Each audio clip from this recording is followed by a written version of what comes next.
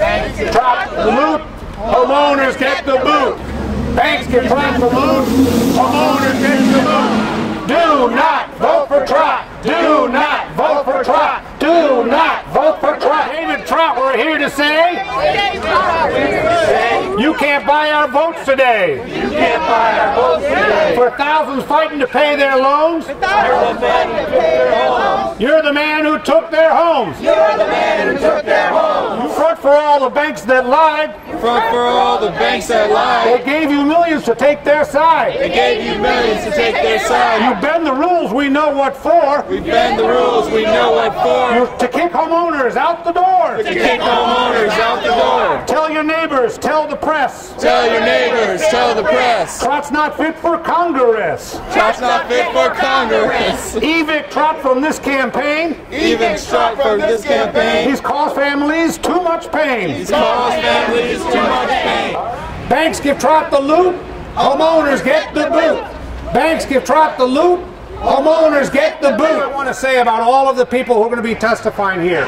All of them ended up in default for reasons beyond their control. These are people who wanted to pay their mortgages, but it was the Great Recession, it was layoffs, it was a decline in business revenue, they got their hours cut back, or it was health care issues, or it was disabilities, or it was a loss of a spouse, probate issues, family issues. All of them ended up in default. All of them needed help. They needed help from the same banks that we helped, that we bailed out, and that we expected to help us in our moment of need. Instead, what those banks did was engage in massive foreclosure fraud, for which they subsequently paid huge billion-dollar settlements for the misdeeds that they carried out for families that really needed help, that really needed a modification to keep them in their home. And who was their front man? Who was the one who actually carried out and helped them pull off that foreclosure fraud? It was David Trott. That's what we want to talk about. We had a house and it had a family in it. I inherited that house and Trott took it. We had a house and Fannie Mae sold it. And then I looked and saw that they tried to blight it and strip it. Trott took our house and I want it back. I want it back. Trott and Trott, unfortunately a name many of us are familiar with. Trott and Trott, a company that ferociously conducts its business with all the humanity and sympathy of the Spanish Inquisition. Trott and Trott, a shill company for Bank of America. They openly admit to having foreclosed on 80,000 properties in 2009, thousands more since. And remind, it's properties we're talking about. We don't know how many people they threw to the street. My wife and I were among those victims in 2010. After 3 operations on my hip in 2009 and the loss of my job the following year, we attempted to secure a loan modification using the Wayne County Department of Foreclosure Prevention.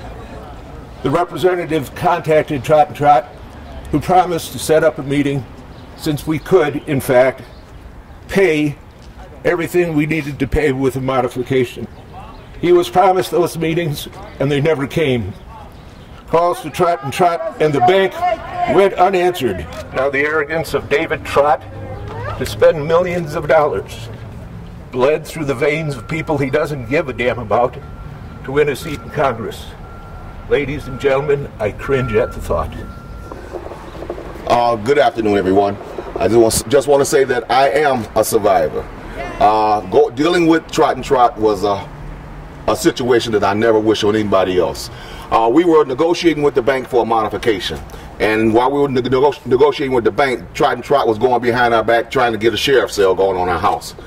We didn't find out about the sheriff's sale until after the bank called us back and said, well, we had to put this on hold because we had to talk to our lawyers, not knowing that the lawyers that they were talking to was Trott and Trott. They had the sheriff's sale. We go down to the courthouse and find out that Trott and Trott's lawyers, they're sitting down there and they have a consent form for us to sign. You know, they say, okay, if you sign this, you get 30 days. If not, you got to be out in 6 days.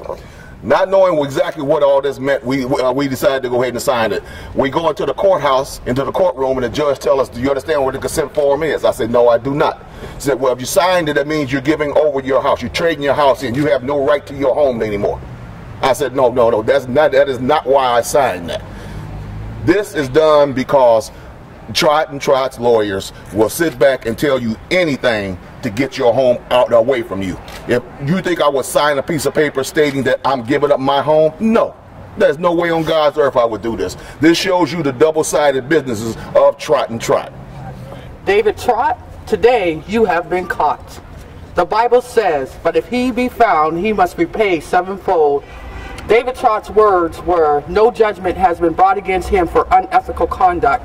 David Trott, today is your day, because today you are standing before your peers of judgment today. We are here on trial today to say that you, David Trott, are guilty of robo-signing, dual tracking, deed fraud, notary fraud. These are affidavits of publications and evidence of sale that are signed by the notaries Pushpa and Deborah Elix, initials, which are fraudulent affidavits of publication. So therefore, your sheriff sales are invalid. Up here are the sheriff deeds of individual sheriff deeds where the address is 1231 St. Antoine, Detroit, Michigan. 1231 St. Antoine, Detroit, Michigan is the Greektown Casino. Exactly. These down here are 238 foreclosures for one day. September the 9th of 2013. All of these are of Trott and Trott that he foreclosed on for that one day.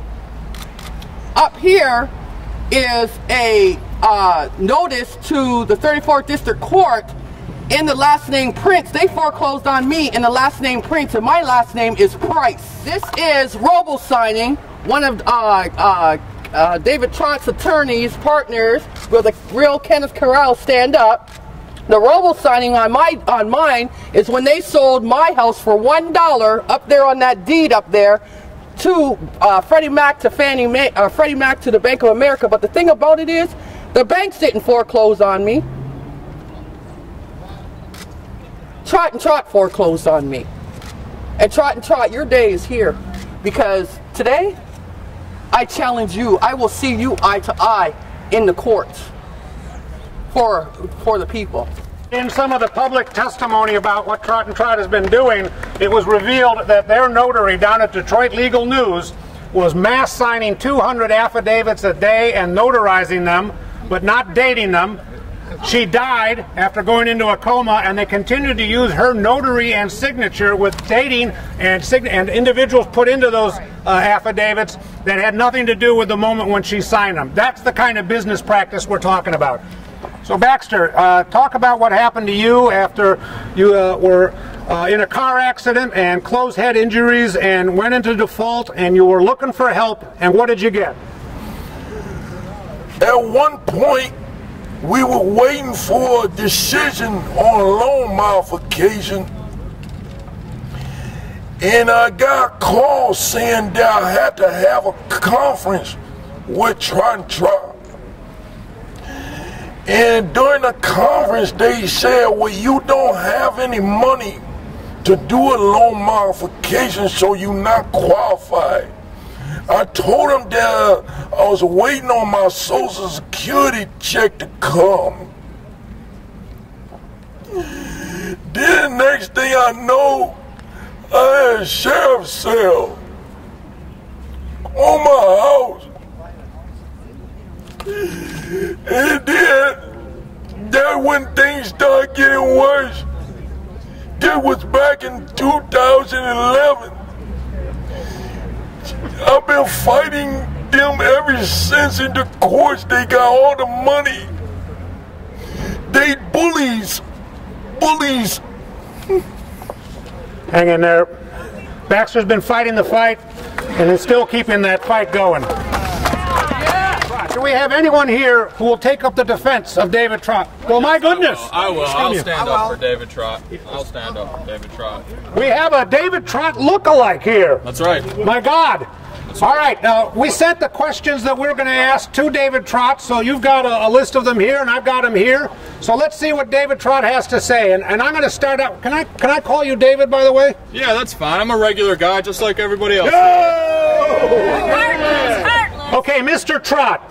How do you answer the charge that, as the foreclosure king, you made your money off of human suffering? The millions that you have made, the mansion you built, all of it based on human suffering. Listen, that's not fair. I'm a job creator, and I've created jobs in other industries like newspaper publishing, insurance, real estate, and technology. So I create jobs, guys. Hey, listen, that sounds like the answer you've been given in the media. Every time you're asked about foreclosures, you say you actually are in all these other businesses. Well, let me ask you some details about that. You say newspaper publishing. What's the newspaper? Well, I'm not sure right now. I publish newspapers. That's what I do. Isn't it the Detroit Legal News? Yeah, I think that's the name of that publication. And doesn't the Detroit Legal News publish foreclosure notices? Well, yes, they have to publish something. Yeah, foreclosure notices. And you were part owner, and as such, you got $500,000 a year for guaranteeing to deliver 1,000 foreclosures a month to the Detroit Legal News. Yeah, well, that's how a business works. We have to employ people, and I get money, and that's how it works.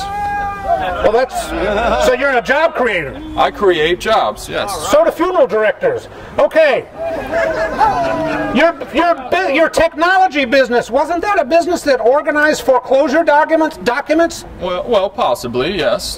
Technology. All right, and Realty, the company behind us, your real estate firm that you're a partner in, doesn't this company sell foreclosed homes that David Trott and others have foreclosed on? Well, yeah, we have to get rid of this stuff after the people get out of the house. We have to get rid of their items, yes. And the insurance company is the company that does the title insurance on those sales, right?